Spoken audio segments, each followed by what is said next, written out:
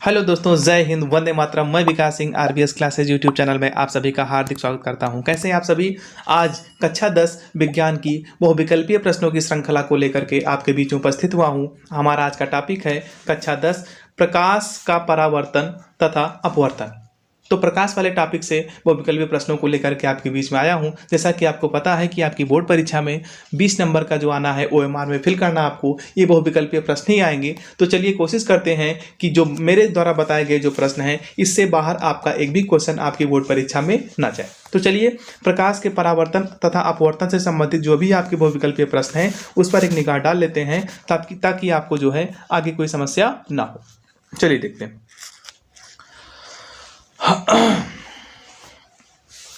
समतल दर्पण के सामने एक वस्तु जो है 10 सेंटीमीटर की दूरी पर रखी गई है। दर्पण से प्रतिबिंब की दूरी क्या होगी। आपको पता है कि दर्पण के सामने जितनी दूरी पर हम वस्तु को रखते हैं, मैं कोशिश करूंगा कि प्रत्येक क्वेश्चन को आपको एक्सप्लेन करके बताता हुआ चलूं। केवल ऑप्शन को बताना ही मेरा उद्देश्य नहीं है, मैं डिटेल में आपको समझाता भी चलूंगा। तो अगर समतल दर्पण के सामने कोई वस्तु रखी जाती है तो उसका जितनी दूरी पर वस्तु रखी जाएगी उतनी ही दूरी पर उसका प्रतिबिंब बनता है। अर्थात अगर 10 सेंटीमीटर की दूरी पर आपकी वस्तु रखी गई है तो उसका प्रतिबिंब भी 10 सेंटीमीटर की दूरी पर ही बनेगा। अर्थात यहाँ पर जो उसकी ऑप्शन होगा वो ऑप्शन नंबर 20 का सही हो जाएगा। ठीक। क्वेश्चन नंबर 2 आपका है कि समतल दर्पण के सामने 10 सेंटीमीटर की दूरी पर रखी वस्तु की लंबाई 8 सेंटीमीटर है तो दर्पण द्वारा बने वस्तु के प्रतिबिंब की लंबाई क्या होगी। मैंने अभी बताया आपको, जितनी दूरी पर वस्तु रखी जाएगी उतनी ही दूरी पर उसका प्रतिबिंब बनेगा। वस्तु की लंबाई जितनी होगी सेम लंबाई आपकी प्रतिबिंब की होगी, अर्थात उसमें कोई परिवर्तन नहीं होगा। तो यहां से आप कह सकते हैं कि आपका ऑप्शन नंबर कौन सा सही होगा। ऑप्शन नंबर बी सही होगा, 8 सेंटीमीटर। ठीक। क्वेश्चन नंबर 3 आपका है कि समतल दर्पण की फोकस दूरी, जो आपका समतल दर्पण होता है उसकी फोकस दूरी क्या होती है। तो समतल दर्पण की जो फोकस दूरी होती है वो होती है अनंत। ठीक। क्वेश्चन नंबर 4, समतल दर्पण से किसी वस्तु का प्रतिबिंब कैसा बनता है। तो ये बनता है आपका आभासी, वास्तविक प्रतिबिंब इसका नहीं बनता है। हमेशा समतल दर्पण के द्वारा जो बना प्रतिबिंब होता है वो हमेशा आभासी होता है। ठीक हो गया क्वेश्चन नंबर। अगर 5 की बात करें तो समतल दर्पण द्वारा निर्मित प्रतिबिंब का आवर्धन ये कितना होता है। तो ये हमेशा 1 होता है। ध्यान रखना, ये बहुत इंपॉर्टेंट बातें हैं कि जो इसका प्रतिबिंब होगा वो हमेशा समतल दर्पण में आपका आभासी बनेगा और जो इसका आवर्धन होता है वो हमेशा 1 होता है। बहुत ही इंपॉर्टेंट क्वेश्चन है ये, आपकी परीक्षा में आने के चांसेस काफ़ी ज़्यादा है। थर्ड आपका क्वेश्चन नंबर 6 है, वक्रता त्रिज्या r व फोकस दूरी f में क्या संबंध होता है। तो यहां से होता है f बराबर, ये आपका होता है r/2 और यहां से अगर हम निकालना चाहें तो यहां से निकल आएगा 2f बराबर हो जाएगा आपका r। अर्थात आपका क्वेश्चन नंबर कौन सा सही है। ऑप्शन नंबर 6 सही है। तो फोकस दूरी में और जो संबंध होता है वो होता है आपका f बराबर 2r। ठीक। तो आप टिक करते रहिएगा, साथ साथ में चलिए नोट करते रहिएगा। चलिए आगे देखते हैं। क्वेश्चन नंबर 7, एक उत्तल दर्पण की फोकस दूरी 12 सेंटीमीटर है, दर्पण के उत्तल पृष्ठ की त्रिज्या क्या होगी। ठीक। तो जब फोकस दूरी उसकी कितना दिया हुआ है 12 सेंटीमीटर, तो क्या होगा, हमने बताया था f2f बराबर क्या होता है, r होता है। अर्थात जो उसकी त्रिज्या हो जाएगी वो हो जाएगी 12 दूने 24। अर्थात आपकी जो वैल्यू होगी, आपका जो आंसर होगा क्या होगा, डी पार्ट सही हो जाएगा। ठीक। f बराबर आपका 2f बराबर r होता है। तो यहाँ से फोकस दूरी आपका दिया हुआ है तो जो त्रिज्या होगी उसकी वो हो जाएगी 24 सेंटीमीटर। 7 का डी पार्ट आपका सही है। क्वेश्चन नंबर 8 पे देखते हैं, एक अवतल दर्पण की फोकस दूरी 10 सेंटीमीटर है, दर्पण की वक्रता त्रिज्या कितनी होगी। तो दर्पण की जो वक्रता त्रिज्या होगी, अभी मैंने बताया, जैसे आपका कितना हो गया था यहाँ पे 24 हो गया था, वैसे यहाँ पर 10 टू 20 अर्थात हो जाएगा 20 सेंटीमीटर। ठीक। क्योंकि फोकस दूरी आपकी दी गई है 10 सेंटीमीटर, तो यहाँ से आपका हो जाएगा r बराबर आपका 2f होता है, अर्थात 2 गुणे 10 बराबर हो जाएगा 20 सेंटीमीटर। ठीक। ये था आपका क्वेश्चन नंबर 8। क्वेश्चन नंबर 9 की बात करते हैं, किसी अवतल दर्पण की वक्रता त्रिज्या 15 सेंटीमीटर है तो इसकी फोकस दूरी क्या होगी। तो फोकस दूरी आपकी हो जाएगी f बराबर, अभी मैंने बताया था आपको। पहली बात, अवतल दर्पण, जो अवतल दर्पण होता है कुछ इस प्रकार का होता है। देख लीजिए, अवतल दर्पण आपका कुछ इस प्रकार का होता है। ये जो डॉट में बना रहा हूँ ये इसका पॉलिश्ड भाग है और जो अंदर वाला पार्ट है चमकीला होता है। और जब चमकीला होता है तो हमेशा जो अवतल दर्पण होता है इसकी जो फोकस दूरी f होती है वो हमेशा किस में होती है, माइनस में, हमेशा माइनस में होती है। तो ये हो जाएगा। और अभी मैंने बताया था एफ बराबर कितना होता है r/2, और यहाँ से जो है वक्रता त्रिज्या दिया हुआ है 15 सेंटीमीटर, तो जो फोकस दूरी होगी एफ बराबर वो हो जाएगा, r का मान आपका 15 है, बटा 2 करेंगे तो हो जाएगा 7.5, और किस में हो जाएगा माइनस में, अर्थात आपका ऑप्शन नंबर कौन सा सही है, बी। साथ साथ में आप टिक करते रहिएगा, क्योंकि मैं इस पेज को अगर आगे बढ़ाता हूँ तो हमको ये कट करना पड़ेगा, और कट करने पर जितने भी मार्क्स है वो हट जाते हैं। ठीक, तो आप वीडियो को स्टॉप करके चेक कर लीजिएगा। चलिए अगला क्वेश्चन देखते हैं, क्वेश्चन नंबर 10। एक उत्तल दर्पण की फोकस दूरी 20 सेंटीमीटर है, उसकी वक्रता त्रिज्या क्या होगी। 2-3 क्वेश्चन इस पर रिलेटेड आ चुके हैं और लगभग 3-4 बार बोर्ड परीक्षा में भी आ चुका है ये। तो वक्रता त्रिज्या फोकस दूरी दिया हो 20 सेंटीमीटर, तो वक्रता त्रिज्या मैंने अभी आपको बताया था कि कितना होता है, 2f बराबर होता है आपका r। ये आपका फार्मूला है, 2f बराबर r, और यहाँ से जब r की वैल्यू निकालेंगे तो यहाँ पर 2 और गुणे f का मान दिया हुआ 20 बराबर कितना हो जाएगा, 40। और कौन सा ऑप्शन सही है आपका, डी पार्ट सही। कोशिश मैं करूंगा कि आपको ज़्यादा से ज़्यादा एक्सप्लेन करके बता सकूं, ताकि आपको आगे दिक्कत कोई ना हो। उत्तल दर्पण के सामने रखी वस्तु का प्रतिबिंब, उत्तल दर्पण के सामने रखी वस्तु का प्रतिबिंब वस्तु की स्थिति पर ही, जहाँ पर वस्तु आपकी रखी हुई है, दर्पण के सामने वस्तु की स्थिति से 2 गुनी दूरी पर, या दर्पण के सामने वस्तु की स्थिति से आधी दूरी पर, या दर्पण के पीछे। हमेशा ध्यान रखना, जो उत्तल दर्पण में प्रतिबिंब बनता है वो हमेशा दर्पण के पीछे ही बनता है। अभी आपको बताएंगे प्रतिबिंब का बनना, तो डिटेल में समझा देंगे। तो हमेशा जो है उत्तल दर्पण में जो प्रतिबिंब बनेगा वो दर्पण के पीछे ही बनेगा, दर्पण के सामने बनने का कोई चांस नहीं है, क्योंकि हमेशा आपका प्रतिबिंब जो बनेगा वो आभासी बनेगा। ठीक, क्वेश्चन नंबर 12 आपका है कि उत्तल दर्पण से प्रतिबिंब सदैव बनता है। जो उत्तल दर्पण होता है उसका प्रतिबिंब सदैव कहाँ बनता है, तो वो आपका बनता है ध्रुव व फोकस के बीच में। हमेशा ध्रुव व फोकस के बीच में बनेगा, बाकी आपका प्रतिबिंब नहीं बनेगा। चलिए देखते हैं क्वेश्चन नंबर 13। वस्तु का आभासी तथा छोटा प्रतिबिंब, आभासी और छोटा, अथवा किसी दर्पण में वस्तु का प्रतिबिंब सदैव वस्तु से छोटा, सीधा व काल्पनिक बनता है। ये किस में बनता है, तो क्वेश्चन नंबर 13 में आपका पार्ट हो जाएगा बी पार्ट सही, अर्थात ये हमेशा बनता है उत्तल दर्पण में।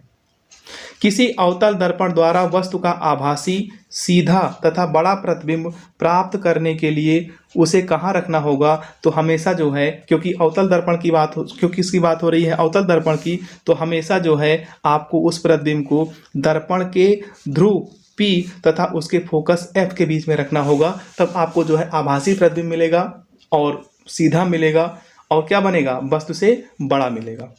ठीक, क्वेश्चन नंबर 15 पे चलते हैं। तो ये हो गया क्वेश्चन नंबर 14। क्वेश्चन नंबर 15, किसी वस्तु का वस्तु से बड़ा तथा आभासी प्रतिबिंब बनता है, ये आपका बनता है हमेशा अवतल दर्पण में। वस्तु का क्या बनेगा, वस्तु का वस्तु से बड़ा बनेगा और आभासी बनेगा, ये हो गया आपका अवतल दर्पण। क्वेश्चन नंबर 16, अवतल दर्पण के फोकस और वक्रता केंद्र के बीच स्थित वस्तु का प्रतिबिंब कहाँ पर बनेगा, तो ये बनेगा आपका उल्टा बनेगा, वास्तविक बनेगा और बड़ा बनेगा, जैसा कि अभी क्वेश्चन नंबर शायद 13 या 14 मैंने आपको बताया था। अब चलते हैं क्वेश्चन नंबर 17 पे। यदि एक दर्पण के सामने किसी वस्तु को निकट रखने पर प्रतिबिंब सीधा बने, किंतु दूर रखने पर प्रतिबिंब उल्टा बन जाए, तो कैसा दर्पण होगा, वो होगा आपका अवतल दर्पण। 17 का आपका बी पार्ट सही है कि अगर जो है निकट रखने पर कैसा बन रहा है, सीधा बन रहा है, और दूर रखने पर अगर उल्टा प्रतिबिंब बन रहा है, तो इसका मतलब क्या है, वो अवतल दर्पण है। क्वेश्चन नंबर 18, संयुग्मी फोकस संभव है, ये किसमें संभव है, तो ये हमेशा अवतल दर्पण में ही संभव। बहुत ही इंपॉर्टेंट क्वेश्चन है, अगर संयुग्मी फोकस की बात करता है, ये बोर्ड परीक्षा में आपका पहले आ भी चुका है, तो अगर ये है तो ये अवतल दर्पण में ही संभव है, अर्थात ये जो है क्वेश्चन, इसका बी पार्ट आपका सही है। वीडियो को स्टॉप करके आप नोट करते हुए चलिएगा। चलिए आगे चलते हैं क्वेश्चन नंबर 19 पे। दर्पण का सूत्र है, ये बहुत इंपॉर्टेंट आपका है, अभी जब न्यूमेरिकल आपको सॉल्व करवाएंगे तो वहाँ पर काफ़ी यूज होगा इसका। तो क्वेश्चन नंबर 19, दर्पण का सूत्र कौन सा होगा, 1/f बराबर होता है 1/v + 1/u, या 1/v + 1/u बराबर होता है 1/f। यही अगर लेंस की बात करेंगे तो यहाँ पे प्लस के स्थान पर क्या हो जाता है, माइनस, लेकिन वो अगले टॉपिक में है, यहाँ पर उसकी चर्चा करना उचित नहीं है। क्वेश्चन नंबर 20, किसका दृष्टि क्षेत्र सबसे अधिक होता है, तो हमेशा जो उत्तल दर्पण होता है उसका जो दृष्टि क्षेत्र होता है सर्वाधिक होता है। क्यों? क्योंकि उत्तल दर्पण आपका कुछ इस प्रकार का बना होता है। ये अंदर से पॉलिश होता है, पॉलिश वाला भाग किधर होता है? अंदर होता है। और बाहर ये क्या है? ज़्यादा से ज़्यादा जो है कवर कर सकता है, अर्थात जो दृष्टि क्षेत्र होगा वो सर्वाधिक होता है किसका? उत्तल दर्पण का। ठीक। क्वेश्चन नंबर 21, वाहनों में पश्च दृश्य के लिए सामान्यतः कौन सा दर्पण उपयोग किया जाता है?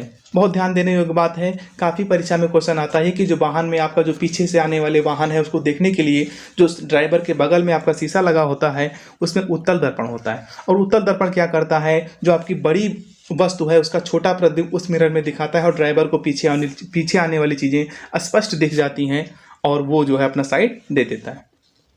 ठीक। आगे आपका क्वेश्चन नंबर 22, कांच का अपवर्तनांक पानी के सापेक्ष कितना होता है? तो आपको याद करना पड़ेगा। 22 में आपका जो है सी पार्ट सही है 9/8, अर्थात जो कांच का जो है पानी के सापेक्ष अपवर्तनांक आपका होता है 9/8। क्वेश्चन नंबर 23 ये देख लेते हैं।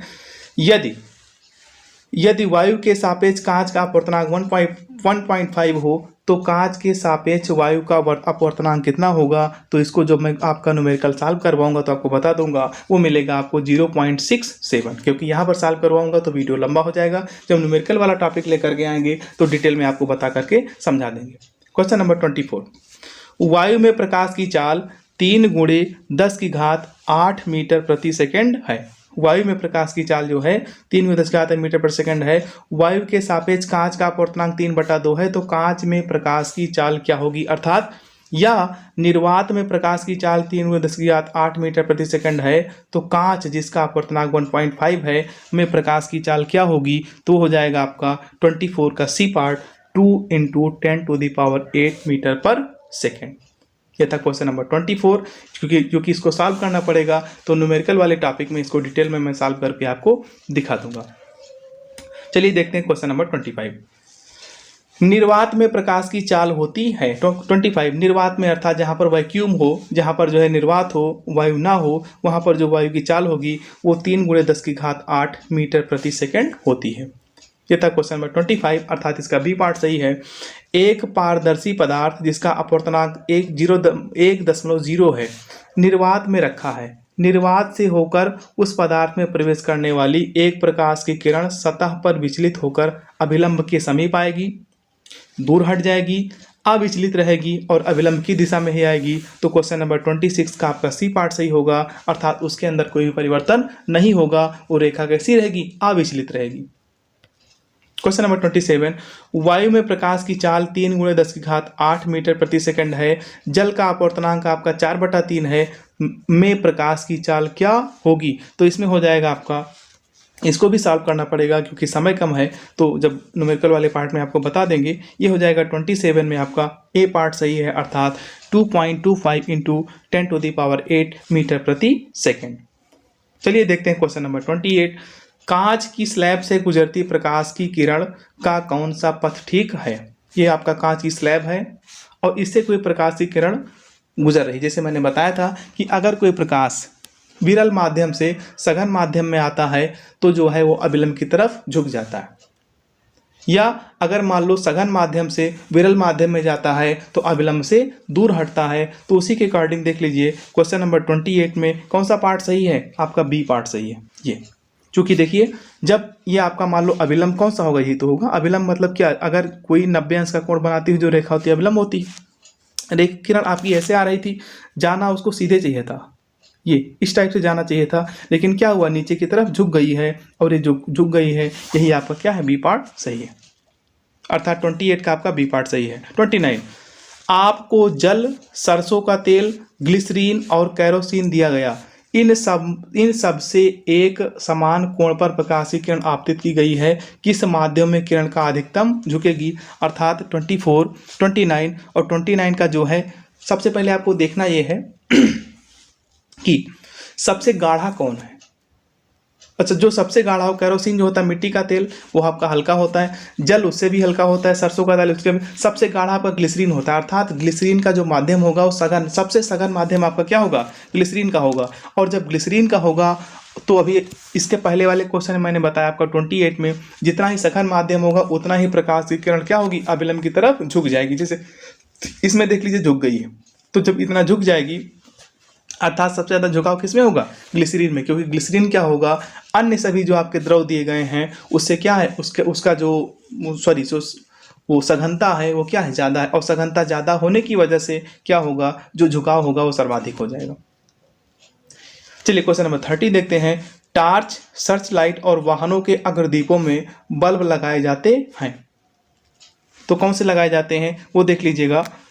परावर्तक के ध्रुव और फोकस के बीच में, परावर्तक के फोकस के बहुत निकट, परावर्तक के फोकस और वक्रता केंद्र के बीच में, और परावर्तक के वक्रता केंद्र पर। तो क्वेश्चन नंबर 30 में आपका इसका बी पार्ट सही है, अर्थात परावर्तक के फोकस के बहुत ही निकट लगाए जाते हैं जो आपके अग्रदीप या सर्च लाइट होते हैं।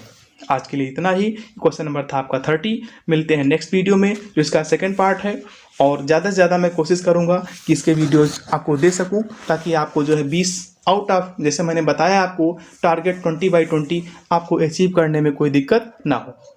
अगर वीडियो अच्छी लगी हो तो इसको शेयर, लाइक और चैनल को सब्सक्राइब करना मत भूलिएगा। मिलते हैं नेक्स्ट वीडियो में। जय हिंद, जय भारत।